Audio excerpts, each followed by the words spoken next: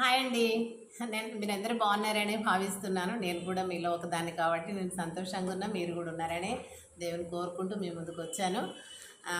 ఏంటంటే నేను ఇన్ని రోజులు మరి చాలా గ్యాప్ అయింది కదా కంటి ఆపరేషన్ వల్ల. అందుకే లేట్ అయింది. నాకు పిల్లలు లేనిది నేను ఉండలేను. పిల్లలంటే విద్యార్థులు. వాళ్ళతోనే నా జీవితం ఉంది కాబట్టి ఇప్పుడు మళ్ళీ మీ సమాజంలోకి నేను యూట్యూబ్ ముందు మీ దగ్గరకు రావటం వల్ల నేను క్లాస్ తరగతిలో పిల్లలకు బోధిస్తున్నాను, సంతృప్తం జీవించాలని ఈ శేష జీవితం మీకే అప్పగిస్తున్నాను, అంకితం చేస్తున్నాను. దయచేసి మీరు నా వైపు కరుణించి మరి నాతో మీరు సమయాన్ని కేటాయించాలని మరి మనవి చేస్తున్నానండి.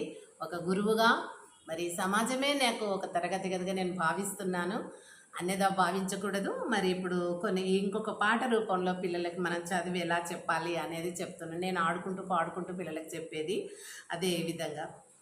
మా ఊళ్ళో కొందరు పిల్లలు బడి అంటే భయం అన్నారు. మా ఊళ్ళో బడి పంతులు మేమున్నాము లేరా రమ్మన్నారు. మా ఊళ్ళో బడి పిల్లలు బడి అంటే భయం అన్నారు. మా ఊళ్ళో మా పంతులు మేమున్నాం లేరా భయం అన్నారు.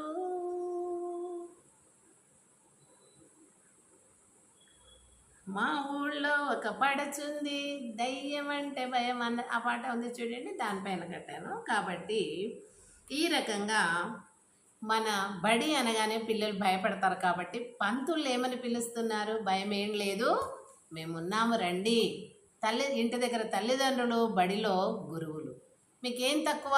ఇక్కడ మేము కావలసినటువంటి సదుపాయాలు చదువు ద్వారా అందిస్తూ మరి మిమ్మల్ని మా పిల్లల్లాగా మేము చూసుకుంటున్నాం కాబట్టి మీకేం భయం లేదు, మీరు పాఠశాలకు వచ్చేయండి, మేము చూసుకుంటాము అని చెప్పేసి పిల్లలకు ఆ రకంగా అభయం ఇచ్చి వారిని స్వాగతించి వారితో వీరు ఇంట్రడాక్టెడ్ మెథడ్లో మరి ఆ యొక్క బోధన అంశాలను వారి మధ్యలో కూర్చొని పిల్లలతోని సమయం అంతా మరి ఉపాధ్యాయులు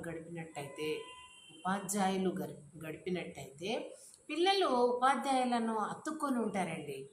ఆ టీచర్ ఎప్పుడు వస్తుందో చూద్దాం, ఆ టీచరు సమయం ఎప్పుడు అవుతుంది, మాకు సెకండ్ పీరియడ్ ఎప్పుడు వస్తుంది, థర్డ్ పీరియడ్ ఎప్పుడు వస్తుంది, ఆ సార్ ఎప్పుడు వస్తారు, ఆ టీచర్ ఇలా ఎదురు చూసే విధంగా పిల్లలను మనం తయారు చేసుకుంటామండి. కాబట్టి ఉపాధ్యాయులుగా నేను చెప్తున్నాను, పిల్లలకు మన అటాచ్మెంట్ ఎంత ఎక్కువగా మరి ఆటపాటలతో విద్యను అందిస్తే అంత హ్యాపీగా పిల్లలు బడి మానరండి. డ్రాప్ అవుట్ అనేది ఉండదు, ఎప్పుడు స్కూల్కి పోవాలనేది ఉంటుంది. Thank you so much. Thank you అండి. మీ పిల్లలకి